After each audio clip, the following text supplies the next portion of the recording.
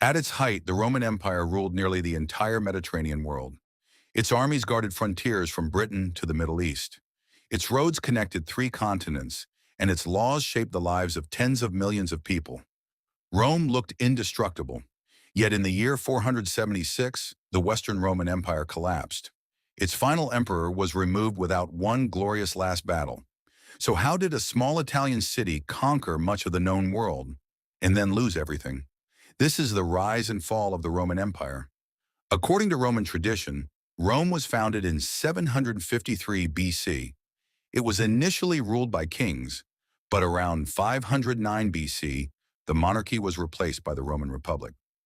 Rome's greatest early advantage was not that it always won, it was that Rome refused to remain defeated. The Republic created alliances throughout Italy and demanded soldiers from the communities it controlled. If one Roman army was destroyed, another could be raised. That resilience was tested during the Punic Wars against Carthage. In 218 BC, the Carthaginian general Hannibal crossed the Alps and invaded Italy. He destroyed several Roman armies and won a devastating victory at Cannae. But Rome refused to surrender. It changed its strategy, rebuilt its forces, and eventually defeated Hannibal.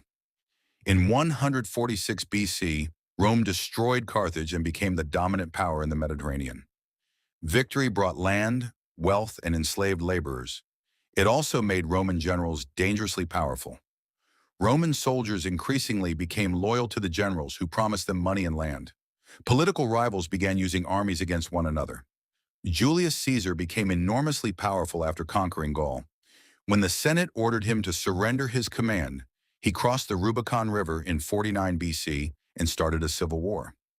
Caesar won and became dictator, but senators who believed he wanted to become king assassinated him in 44 BC. Instead of saving the Republic, his death caused more civil wars. Caesar's adopted heir, Octavian, eventually defeated Mark Antony and Cleopatra. In 27 BC, he received the title Augustus and became Rome's first emperor. The Republic still existed in name. In reality, one man now controlled the Roman world. Augustus brought stability after decades of war. He reorganized the army, improved taxation, and created a political system that lasted for centuries. Rome entered the Pax Romana, the Roman peace. The empire built roads, ports, aqueducts, and cities across its provinces. Its navy protected Mediterranean trade, while Roman law and currency helped connect distant regions. Rome also ruled through local elites. Conquered peoples could retain parts of their culture and gain status by cooperating with the empire.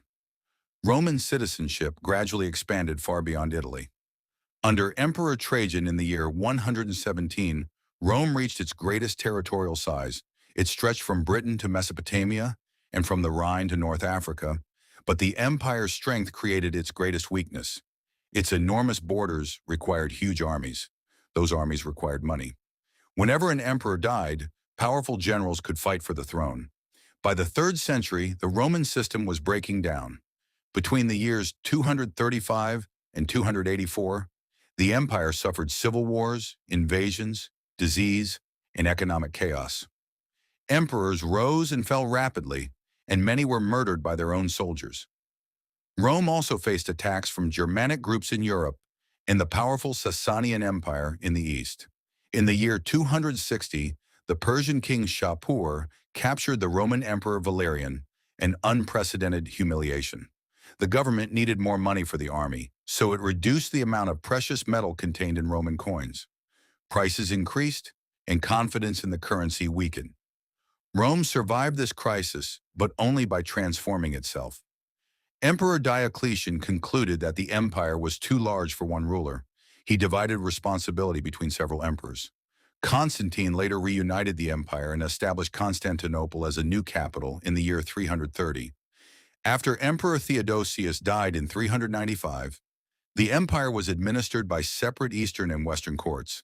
The east had richer cities and stronger tax revenues.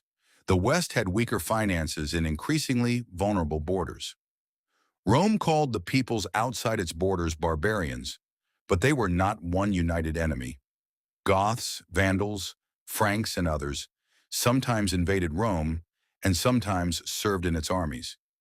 Pressure from the Huns pushed more groups into Roman territory.